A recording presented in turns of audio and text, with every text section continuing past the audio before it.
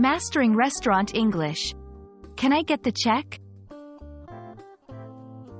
Hello, everyone. Welcome back to our channel, where we dive into the fascinating world of English language learning.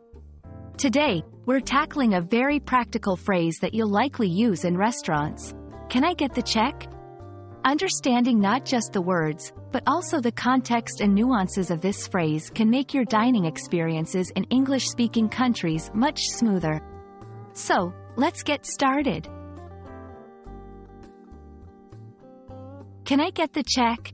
Is a common way to ask for your bill at the end of a meal when dining in a restaurant. It's polite yet direct, and it signals to the waiter that you're ready to pay and conclude your dining experience.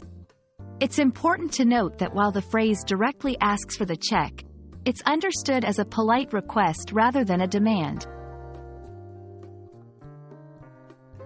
Though, "Can I get the check?" is widely understood, there are several variations you might hear or use, depending on the situation or your personal preference. These include, "Could I have the bill, please?" A slightly more formal way of asking, which uses could instead of can. "May we get the check?" Used when dining with others, indicating the request is on behalf of the group. "Check, please." A more casual and concise way to ask for the check. Understanding these variations can help you choose the most appropriate one for your context. In different English-speaking countries, the exact wording and customs around asking for the check may vary. For example, in the UK, it's more common to say, "Can we have the bill, please?" as bill is the preferred term over check. It's also useful to be aware of non-verbal cues, such as making eye contact with the waiter or gently raising your hand, which can indicate that you're ready to pay without even speaking.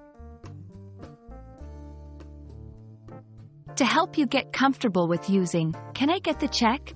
let's look at a few practice scenarios.